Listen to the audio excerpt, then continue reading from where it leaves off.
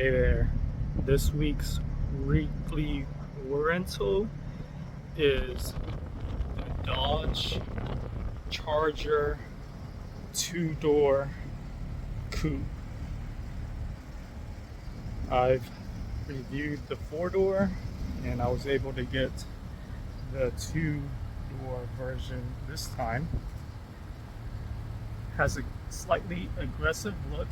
It's sitting on some fat 18-inch rims. This one is also powered by the V6 3.6 liter VVT engine. Slightly more aggressive look with the 2-door. Looks rather nice. Take a quick look around, and it has almost the same trunk space as its 4-door counterpart. Let's see if I could hop on the back end. Remember, I'm 6 foot tall. Let's see if I can hop on back here. It's more of a snug fit, it feels like. And I did have to move the seat up, the passenger seat up. But leg room would be very, very tight. I'm already hitting, if I was sitting over here, definitely would not have any space. But back here, it doesn't feel claustrophobic. You have plenty of headroom, but definitely, less space than the 4-door, which is to be expected. So why not hop in to the front and see what's going on up there. All right, so I'm gonna hop into the front here.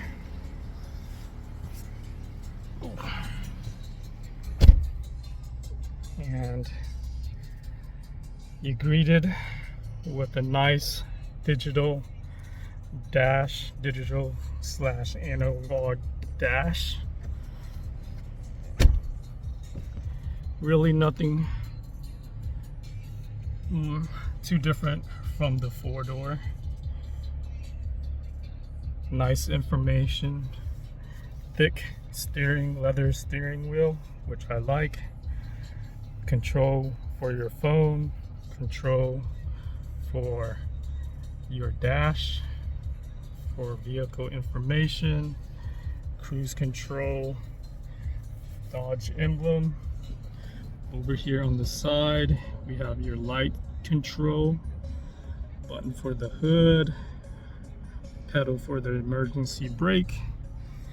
On the side, you do have your power windows and lock controls. Something different is the handles kind of on the bottom, which doesn't really bother me. You have cup holders. Nice little area here for storage space. Moving on over to the upper portion, you do have your visor with the extra cover extender for blocking out the extra light at night.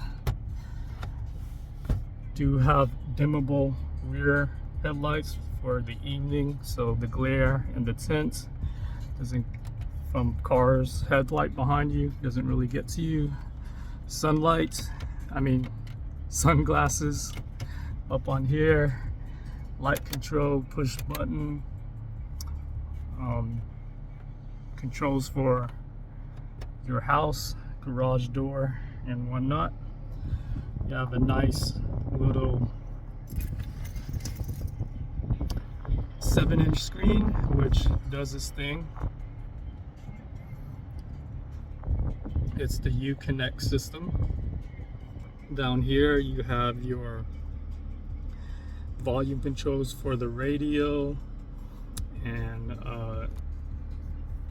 other options, turning it into sport mode, parking assistance, tracking control, muting, screen off, emergency.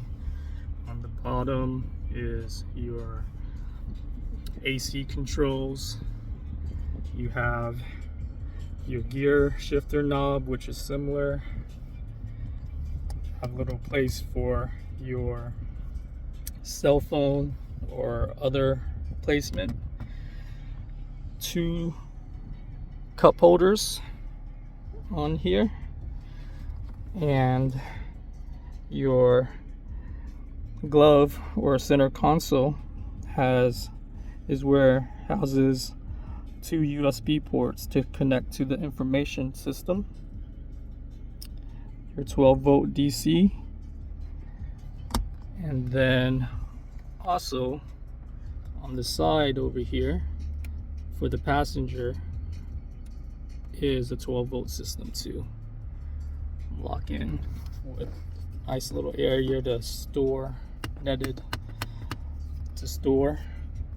What I kind of like about this, since it's a coupe, is that it's kind of geared, the center console is kind of geared towards the driver,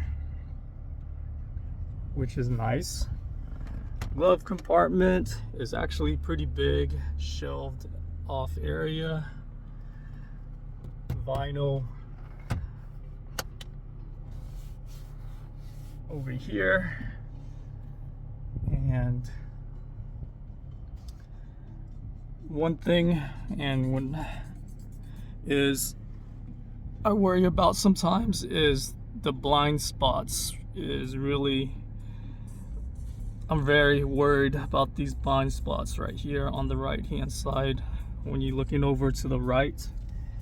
Not so much so when you're looking over to the left, but it worries me when I'm on the road sometimes. It does have blind spot detection on the rear view, not the rear, but the side view mirrors.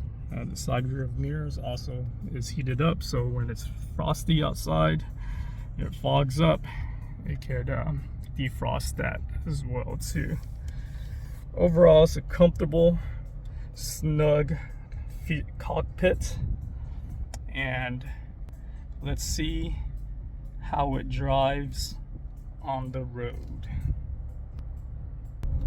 So overall, the driving experience for this Challenger coupe compared to its 4-door counterpart is actually quite sportier.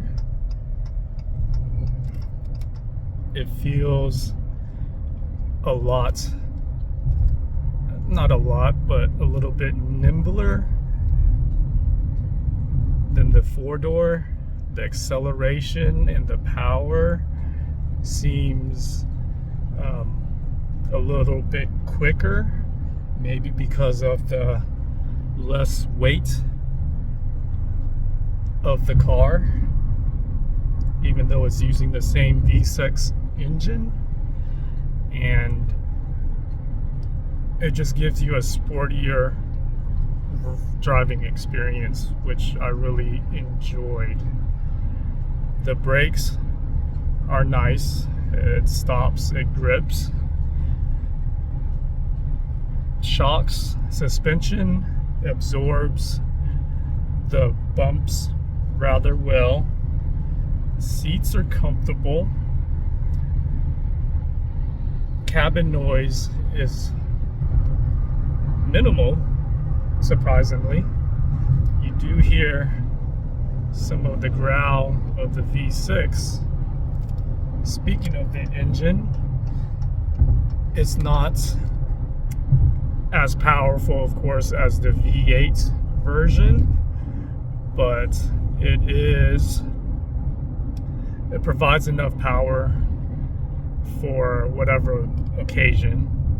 You're not going to lack on anything.